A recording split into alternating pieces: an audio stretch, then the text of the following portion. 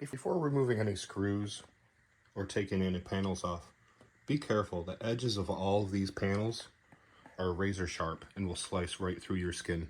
I suggest wearing gloves.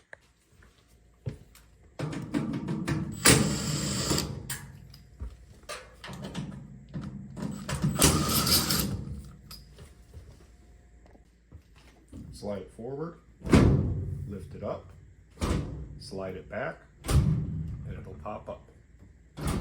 There's one clip here, and there's another clip on the other side. Squeeze the clip, make sure it doesn't pop up.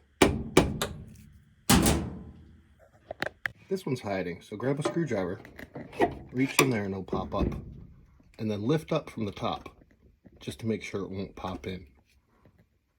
Now that these are popped up a little bit, we can remove the other screws.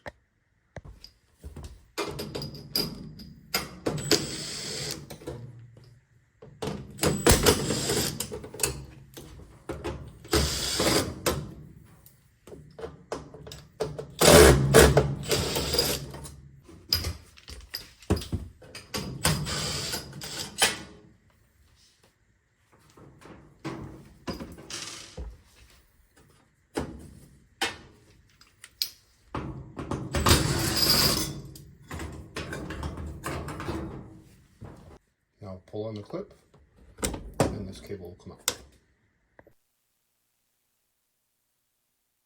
problem is caused by these terminals getting corroded.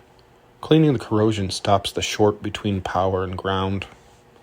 Make sure you clean it as well as you can and then put some dielectric grease on it. All it takes is a really light coat. Before I did this, we had no power. Let's see if we have power now. Yay, it's fixed. That should be it. It only took about 3 years to get to this point. Hopefully I don't have to do it again.